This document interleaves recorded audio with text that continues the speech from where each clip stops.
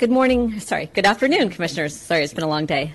I'm Amy Steinfeld, and I'm a local land use attorney here in town, and I represent several North County farmers.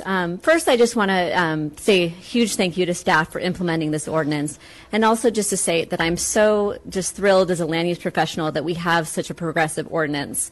By way of example, I've been down in San Bernardino County lately, and it's come to light down there. First of all, that county has completely prohibited all commercial cannabis activities. And recently there's been a lot of news as to this issue, but they currently have 400 illegal grow sites. And in speaking to the various departments, it was communicated to me that they currently don't have the resources to address any of these sites. In fact, the only thing that they currently can focus on are the illegal extraction facilities that are leading to homes actually blowing up in residential neighborhoods. So this is what prohibition looks like, in contrast to our highly regulated ordinance that's here today. So I just wanted to explain why currently we believe that amendments are necessary.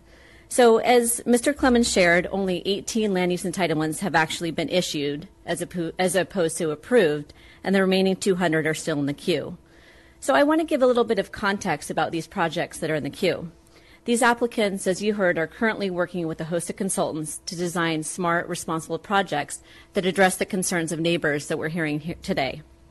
During these workshops and hearings, one thing I think that often gets lost is all these improvements and other benefits that are stemming from this model ordinance.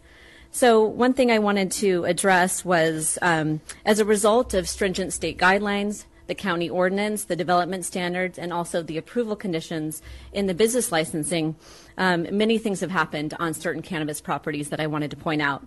Thousands of trees have been planted, unpermitted buildings have been either demoed or remodeled, chemical pesticides and herbicides have been discontinued.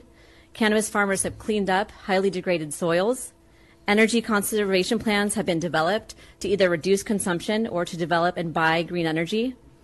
Riparian setbacks have been developed to protect habitat. Water use has drastically been cut back to comply with the new State Water Board cannabis requirements. And lastly, I just want to point out that we're pleased that the county is carrying out its own terpene studies. The industry continues to develop science and to look at all these issues. So I just want to end with the fact that we believe that this model ordinance needs to be given time. We need to spend our resources on expediting folks through the permitting process. And so in sum, we want to ask that additional amendments be put on hold until A, we see real science demonstrating there are impacts, or the permits in the queue are processed and everyone comes under the county's model ordinance. Thank you. Thank you. Next one is Allison Love.